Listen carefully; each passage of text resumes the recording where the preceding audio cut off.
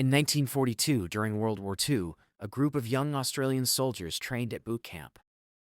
Their senior officer, missing an arm, told them how he lost it in Turkey in 1915. While carrying his partner to safety, a shell exploded, killing his comrade and to his arm. He reminded them that war isn't about glory, only survival. Then he sets a task to reach the camp within 4 hours. If even one of them is late, they must repeat it until they get it right. The rain poured down as hundreds of young soldiers raced through the muddy trail. Des Kelly ran ahead, helping everyone who slipped. But when it was Leo's turn, Des looked at him and kept going. Leo ended up at the back of the group. Suddenly, one of the soldiers slipped into quicksand and screamed for help. With no one else around, Leo ran toward him, grabbed his arm, and pulled hard until the soldier was free. The soldier caught his breath, still shaken, then looked at Leo and said his name was Will. Will's leg was weak, so Leo supported him as they walked through the forest together. They were the last ones in line while the senior officer counted down, shouting that they only had seconds left to reach the checkpoint. They made it just in time. The officer told Leo and Will to rest and eat some oranges, while the others had to train. Des was angry, asking why they got to rest while everyone else trained. The officer said helping a mate mattered more than winning. After that day, the soldiers went through many lessons in training, learning how to use spike trap, using tripwire, explosives, and set traps. One night, Leo and Will had a quiet moment in their tent. Will was scared of what was coming, and Leo quietly showed him it was okay to feel afraid. Later, Leo remembered being on a boat with a boy named Archie. He had dived deep, and Archie wanted to dive too. Leo warned him it was too dangerous. The memory faded as the present pulled him back. During training, the sergeant taught the soldiers how to strike an enemy silently from behind. He called Thompson to the front to demonstrate the move, then told everyone to practice it with their partner. As the training began, Des suddenly knocked Will to the ground, pretending his hand slipped. Leo saw it and stepped forward, knocking Des down, saying his boots must have slipped too. The small clash quickly turned into a real fight. The other soldiers cheered as the two went at each other. Des pulled a knife, ignored the sergeant warning, and shoved Leo into the water. Moments later, Leo jumped back, tackled Des, and knocked him down. The soldiers cheered as the sergeant stopped the fight. After the fight, Leo went to the medical tent and met Hazel, the medic. Told her she is beautiful. Later, Stan began hitting a sack shaped like a man, striking it aggressively over and over. Leo sarcastically told him to stop, saying the man was already dead. Meanwhile, Des and his group were playing cards when Bobby suddenly asked Leo if he wanted to join. Des mocked the game as being for gentlemen, clearly trying to provoke Leo. But Leo stayed calm, and his quiet remark only made Des furious. Des lunged the fight, but his friends held him back.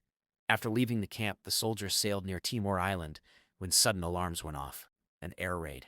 Seconds later, enemy planes attacked, and the ship was wrecked. Leo saw Will passed out and dragged him into the sea. He found a makeshift raft, placed Will on it, and gave him first aid, helping him regain consciousness, though he was still weak. Leo told Will to stay strong. Leo jumped back into the water to push barrels and supplies toward the raft, instructing Will to tie them together. While tying the barrels, Will heard a noise. At first, he thought it was Leo, but it was Thompson. Will helped him onto the raft. When Leo returned, both of them looked at Thompson sharply.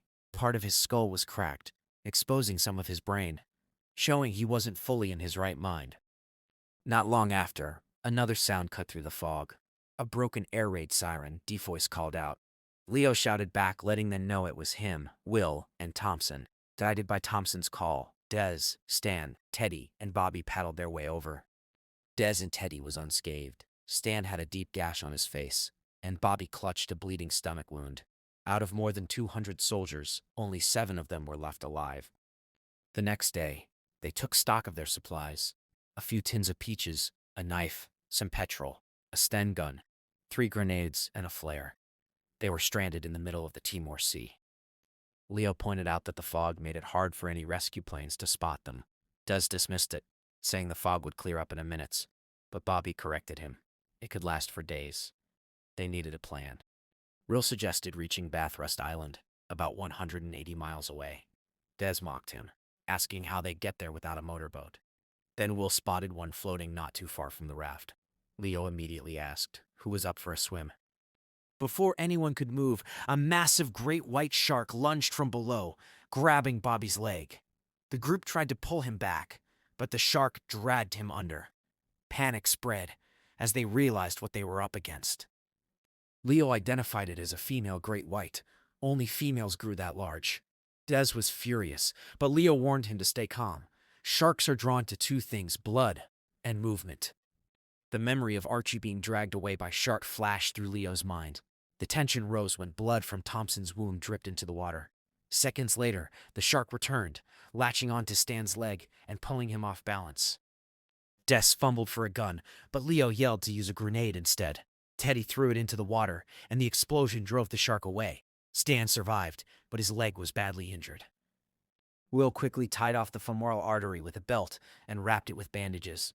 It would only hold for a while, but for now, it kept him alive. That night, Thompson noticed the water glowing, and the others went to see it. Will explained it was bioluminescence, and everyone admired the beauty. Stan was weak and struggling, and Will said he needed immediate help or he wouldn't survive the night. Then, Leo grabbed a torch to check the motorboat. When Des asked what he was doing, Leo said he planned to get the boat without entering the water. Des mocked him, warning about the shark, but Leo had a knife and a grenade, and he tied ropes around himself, giving the other end to Will. Des readied his gun as Leo began jumping across debris floating in the sea. He landed on the first barrel, moved to the next with a slight miss but managed to balance, which caused the shark to surface.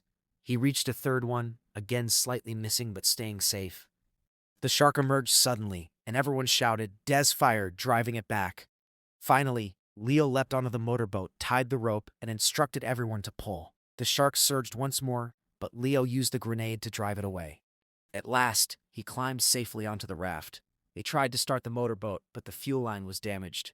Their only real hope of reaching land was gone. Moments later, the shark returned. It struck the raft from below, hard enough to shake everyone. The second attack came even fiercer, rocking the raft like it could split any second. Des, furious and panicked, raised the grenade. Leo stopped him, warning that they only had 2 left.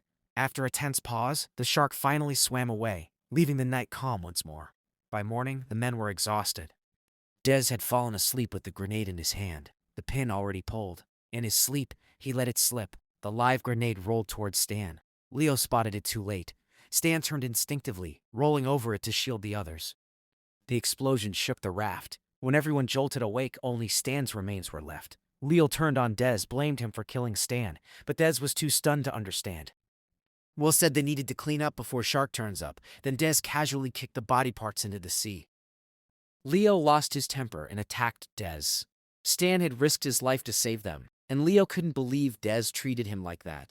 Will tried to stop the fight, but Teddy spoke up and suggested giving Stan a proper farewell. They wrapped what was left of his body in cloth and gently put it into the sea.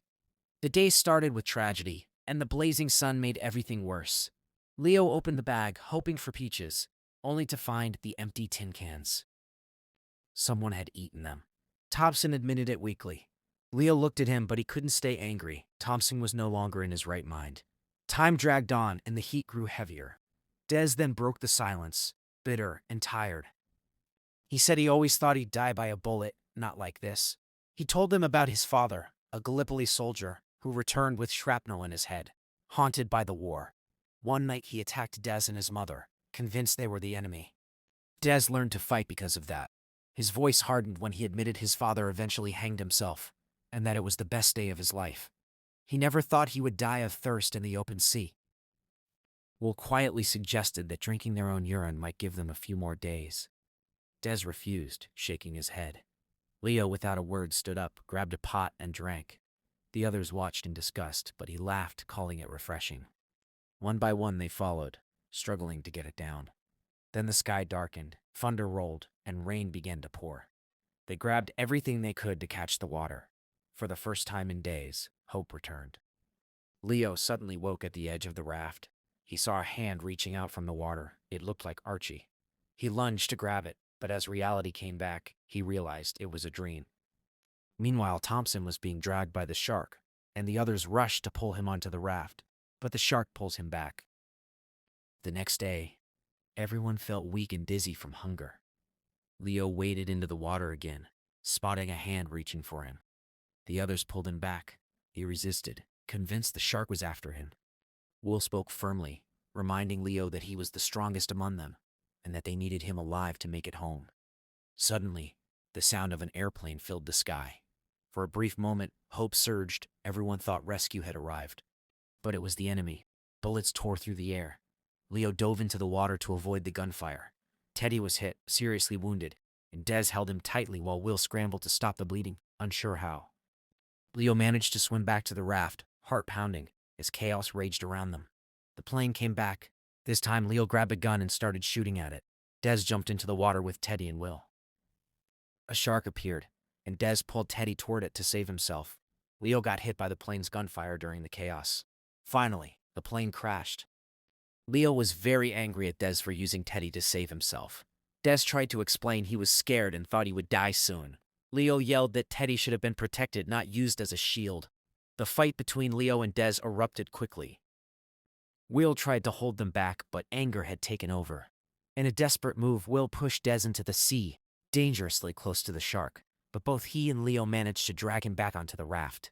Shaken, Des finally came to his senses. He admitted he had killed someone and apologized, adding that he didn't want to die. Leo reassured him that they were going home and no one else would die.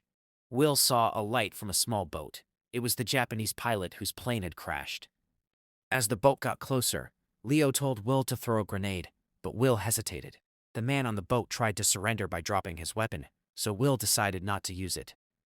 Suddenly, the man jumped at them, attacking both Will and Leo.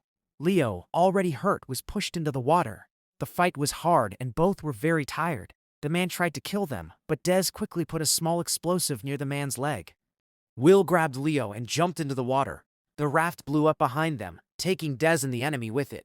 Will then swam with Leo to the broken boat. The fog had lifted, and the sky looked calm and beautiful. Only Leo and Will were left. Leo imagined Archie's hand reaching out to him, and it gave him the courage he needed. He gripped a grenade tightly, ready for what was coming. Will spotted a toolbox nearby and called to Leo, but Leo had already jumped into the water. He faced the shark head-on. With steady hands, he pulled the pin on the grenade and put his arm with it into the shark's mouth. The shark bit down, and moments later, the explosion ended the danger. Will pulled Leo back into the boat. The shark was gone. They were alive and finally ready to go home.